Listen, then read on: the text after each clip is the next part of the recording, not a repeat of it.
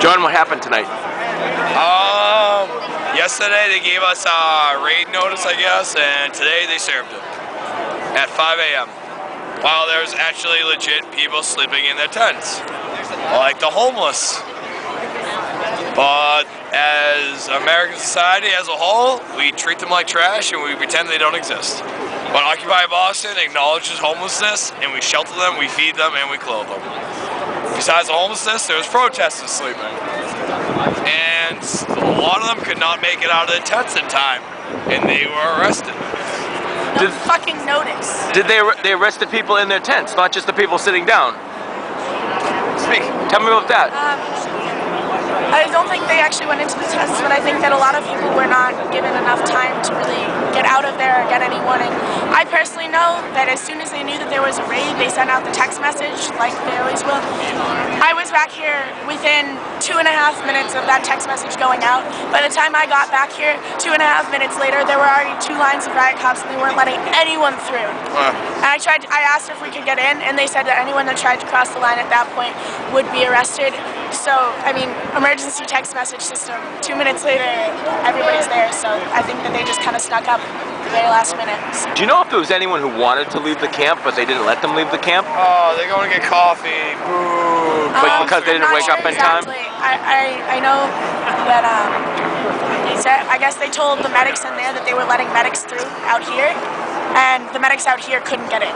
So, that's a discrepancy. Because there were, 2 out of the 3 medics that were in there already couldn't get, got arrested, and I know that legal got arrested too. So there was some love for the cops tonight after they apprehended that guy who assaulted Robin Jacks, and they actually twinkle fingered up the cops. I have no idea who did that. You didn't see that? Well, how do the cops handle the arrests? I don't know. I mean, we couldn't really see much from here. I guess.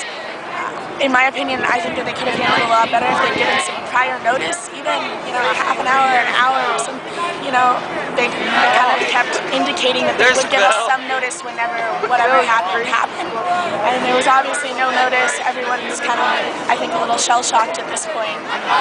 So, I think they, from the arrests that we saw happen out here, at least, were pretty peaceful, but at the same time, people are just peacefully protesting, peacefully sitting in the street. And from what I understand, from what a couple people who came out from inside said, was that they were pretty rough with the arrests in there. And we're considering anyone who went limp when they tried to arrest them as resisting arrest, even though that's just a tactic of civil disobedience. And I think those people got roughed up a little bit. I'm not sure exactly to the extent of any injuries or whatever that's in there. I know some of the medics got roughed up too. So. You're going to the courthouse for solidarity? Absolutely. So I guess the next phase of Occupy Boston has begun, huh? Yeah, I mean, I think we're going to need some time to kind of move past this, rally around this as a point of action. And then when everybody gets out, on Monday or whenever that is, hopefully sooner, if we can mail them out, we'll get started with planning and talking about where we want to go next, if it's another occupation, if it's more dialogue, if it's outreach. I think there's a lot of possibilities that this movement has built, but it's still sad to see this part go. What's your name? Anne. How old are you? 20. Where are you from? From Medfield, Massachusetts, but I live in Medford because I'm a tough student. So.